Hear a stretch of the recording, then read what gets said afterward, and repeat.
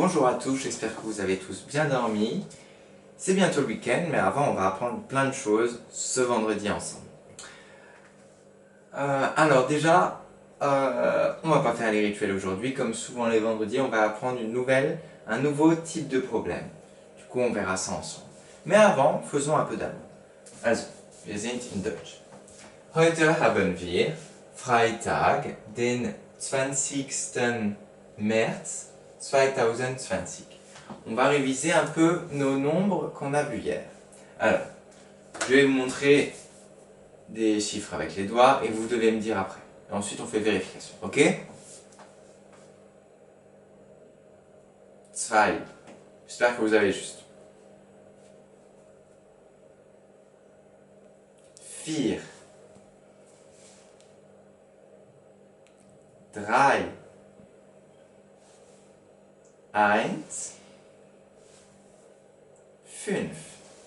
On va apprendre deux nouveaux maintenant. On a 1, 2, 3, 4, 5. Ok, on les connaît à peu près. On va apprendre 6 et 7. 6, 6, ça ressemble. Hein. Et ça ressemble aussi à l'anglais avec 6, 6, 6 en français, c'est vraiment très proche. Hein. Ça se voit que c'est proche. 6, 6 et 7, 7. Ok. Du coup, je vais vous montrer, on fait pareil. Prêt? 6. Ok. 7. Ok. Alors. 3. 4. 6. 2.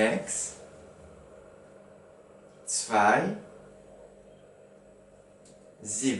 Ok. On apprendra 8, 9 lundi prochain. Et on sera. Alors, je vais vous lire notre premier problème qui va être notre problème type. C'est lui qui va nous servir à faire notre nouveau schéma. Alors, il y a 28 élèves dans la classe. Vous imaginez une classe avec 28 élèves. Ça fait beaucoup. Le maître veut faire 7 équipes. Sans doute pour, je sais pas, faire un match, faire des matchs, etc. Combien y aura-t-il d'élèves dans chaque équipe? Alors, je vous relis. Il y a 28 élèves dans la classe. Le maître veut faire 7 équipes. Combien y aura-t-il d'élèves dans chaque équipe? Comme d'habitude, vous allez prendre votre cahier d'essai et vous allez essayer de trouver le schéma qui va avec ce problème. J'espère que vous aurez le même schéma que celui qu'on va trouver dans quelques instants. Entraînez-vous. Si vous réussissez à vous trouver le même que le mien, c'est que franchement, bravo, vous avez compris pas mal de choses au problème. Ok? Rappelez-vous des problèmes qu'on a fait vendredi dernier, ça peut beaucoup vous aider. Allez, mettez la vidéo sur pause, je vous laisse 10 secondes.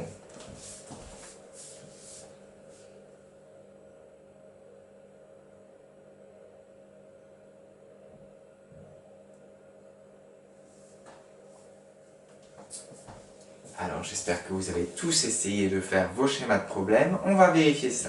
Je demande qui a juste et qui n'aura pas. Bon, j'espère que vous avez tous juste. On va mettre les données dans le schéma. Alors, il y a 28 élèves dans la classe. Le maître veut faire cette équipe. Combien y a-t-il d'élèves dans chaque équipe? En haut, on dit qu'on met toujours le total, la somme. Est-ce qu'on le connaît, le total? Oui, 28 élèves en tout dans la classe. On met donc notre total 28. Ok. Qu'est-ce qu'on sait d'autre? On sait que le maître veut faire 7 équipes. Okay. Du coup, on sait qu'il y en a 7 fois. Du coup, là, on a nos équipes. 1, 2, 3, 5, 6, jusqu'à 7. Et on sait qu'il y a combien d'équipes? Il y en a 7 fois. 7 groupes. Du coup, 7 fois.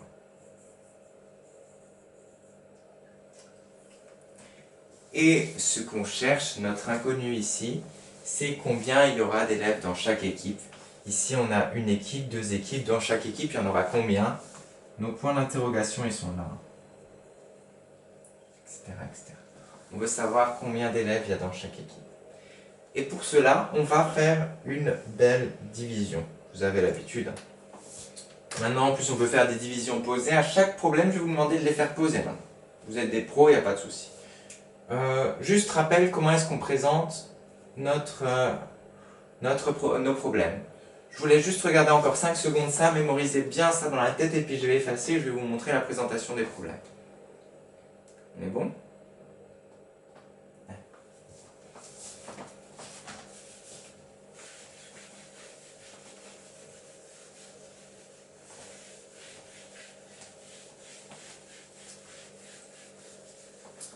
Alors, vous avez votre feuille, très belle.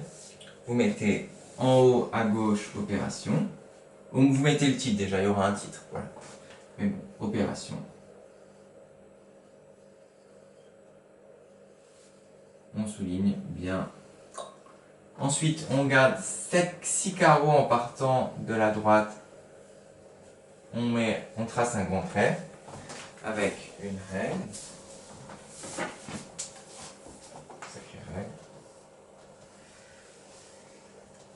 Et on marque...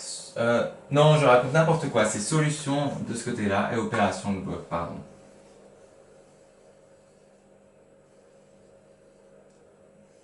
Et là, opération.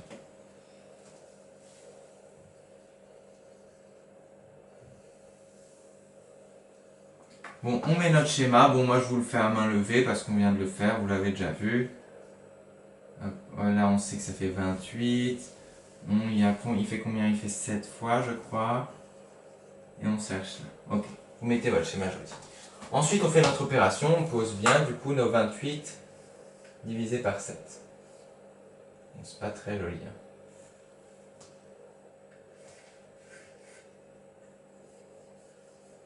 Ok. Du coup, notre 7, ça va être le diviseur. Et 28, ça va être le dividende. Alors, combien de fois 7 on peut mettre dans 2? 0, rien. Là, ça va pas être simple. Ça va pas être... voilà. 0, 0. On descend, ça fait 2. On descend le 8. Et là, il faut connaître, du coup, 7 fois combien égale 28. Et nous, on sait que 7 fois 4, c'est 28. Du coup, la réponse est 4. Voilà, 28. Ok. Du coup, notre réponse, ça va être il y aura 4 joueurs dans chaque équipe. Ok? On met une phrase réponse. D'ailleurs, c'était le problème 1. Il y aura 4 joueurs. 4 joueurs.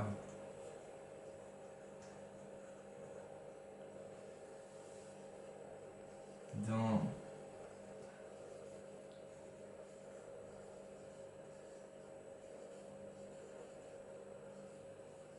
ok. Il y aura 4 joueurs dans chaque équipe, on peut souligner le 4, et on trace un grand trait, très grand trait, hop, jusqu'au... Moi j'arrive pas très bien à le faire. Et là on pourra mettre le problème 2, voilà. Comme ça vous aide déjà dans le cahier de jour. Et 2, pareil, vous faites votre schéma, etc. On est bon. Je vous laisse quelques temps juste pour que vous puissiez remettre la vidéo en arrière quand on sera dans le cahier du jour pour bien regarder comment bien présenter. Je vous laisse 5 secondes, allez. Allez. Je vais vous montrer les exercices dans le cahier du jour.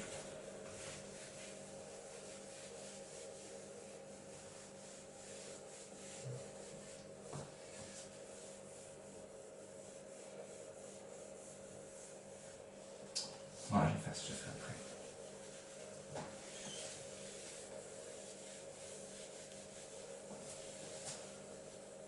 Ok. Alors, déjà, on va mettre un titre. On va appeler ça « Les problèmes de division-partition ». En fait, les divisions-partition, c'est quand on cherche qu'est-ce qu'il y a à l'intérieur d'une part ou d'une équipe. Si vous voulez impressionner votre prof de maths au collège, vous dites c'est une division-partition parce qu'on cherche combien de joueurs il y a dans une équipe, c'est-à-dire dans une part. Il y a aussi les divisions-quotitions, c'est quand on cherche le nombre de parts ou le nombre d'équipes. Par exemple, il y a 25 élèves, le maître a fait des équipes de 5, combien il y aura d'équipes? Ça, c'est une division quotient. Je vais juste mettre le titre, les problèmes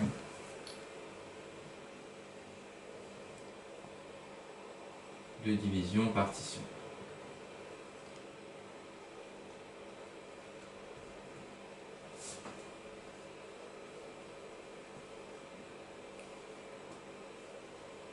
Ok. On souligne.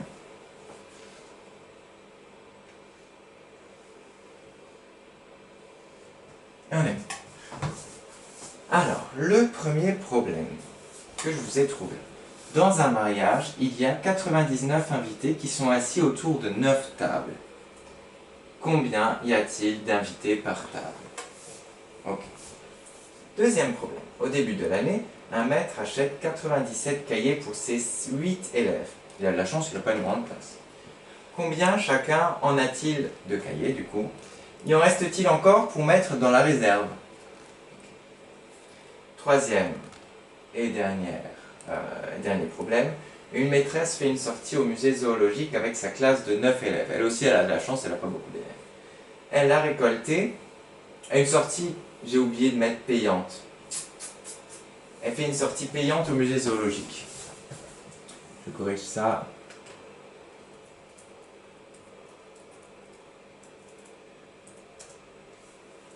Du coup, une maîtresse fait une sortie payante au musée zoologique avec sa classe de 9 élèves.